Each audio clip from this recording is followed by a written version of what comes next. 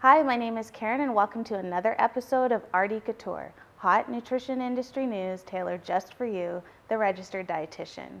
Today I'm going to talk about generations and the wide gap that we're seeing develop in workplaces. In the past 3 weeks, I've been to a conference and a seminar where this issue was discussed, and so clearly it's a hot topic. And actually, the conference I attended, which was good to best, and if you haven't checked out my review, please go back to episode 1 to catch up. But Jason Dorsey, the Gen Y guy, actually presented, and he is a foremost expert in this field, and he's a millennial. So before I keep talking, let me actually break down all of the different age groups and years and all that information. So baby boomers were born from 1946 to 1964. Gen Xers, 1966 to 1976, and that's actually my title or my age group or my range. And Generation Y, also known as Millennials, 1977 to 1994. So I'm going to share with you a little story first. This past weekend, or actually just yesterday, my CEO took out my team, Food and Nutrition Services, as a celebration and an appreciation to say thanks for the work that we do behind the scenes to ensure that everyone, including the staff, eats. It was a really great evening, but leading up to it was a little bit chaotic. We'd planned to go to one restaurant and found out kind of at the last minute that they don't take reservations, and I think we had about 25 people RSVP to the event that would be taking too much of a chance to show up without a reservation.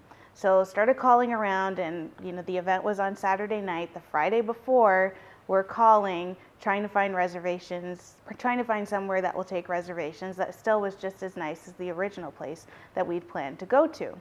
Well, we found a place, but my AM shift had already left for the day.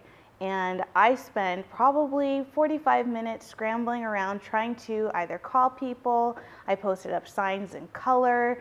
I did everything that I could to ensure that everyone who had RSVP'd would know that we changed the location. And unfortunately, that night that we went out, one of my employees did actually go to the first location and waited about 40 minutes before. At least she texted one of her other coworkers, and she was told where to come. And she did end up joining us, and she was fine, really gracious about the whole situation. But I don't know if you are like me, 45 minutes when you're highly productive, and I think as food service directors and registered dietitians, we are highly productive people. Spending 45 minutes trying to communicate something in various different ways was really frustrating. And then to know that I had still failed and someone didn't find out about the change. And it really just made me go back to these presentations on generations and how best to communicate with them.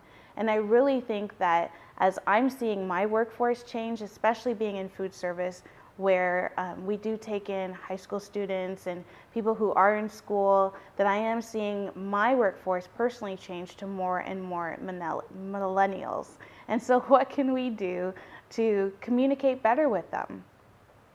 One of the suggestions that was made by Jason Dorsey, the Gen Y guy, was that, well, not actually a suggestion. One of the ways that he recommended we communicate is through texting, through social media. If we're going to communicate through email, the subject line has to be what grabs them.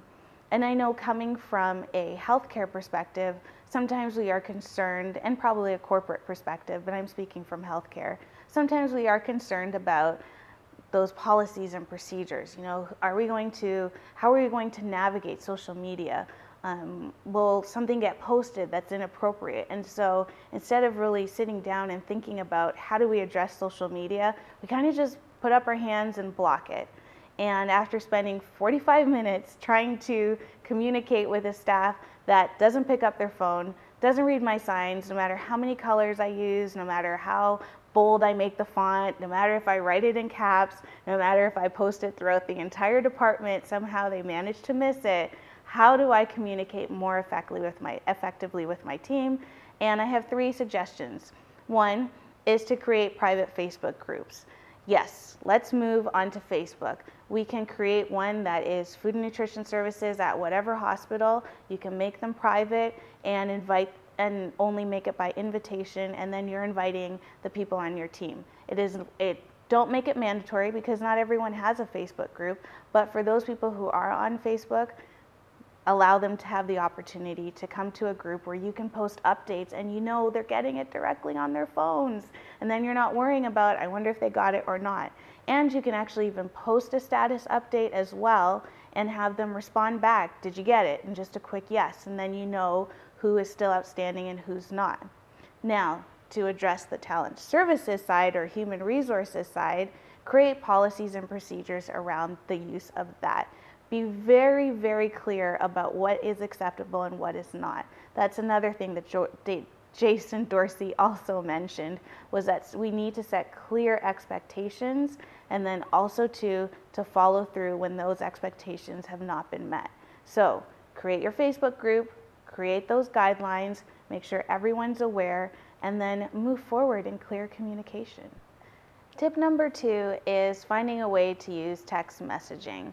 Again, creating clear, concise guidelines, having everyone sign off on them, especially to acknowledge that they may be charged for us text messaging them, but that they agree to it. That's my second tip. And the third tip is to ask. Ask your employees how they would best like to be communicated to.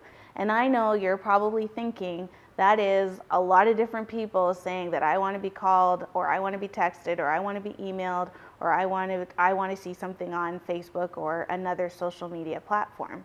I actually don't believe it will be that many different scenarios that you encounter. I think that a lot of us are similar. I don't mind texting, and actually across generations, as much as people are resistant to it, texting has become a pretty common mode of communication. So you may get 2 or 3 major ways that people say that they would like to communicate. The other option that you have is to create a form basically where that includes all guidelines, all the policies, and then has them check off a box. And so that way you're putting down the options that you're comfortable with. So whether it's Facebook group or texting or a quick email or a telephone call, you can list those options, they sign off on it, and then that way that can be put into their file. So those are my 3 tips. 1, create a private Facebook group so that you can easily get out messages quickly. Consider creating texting, and there are different apps that are out there that allow you to do mass texting.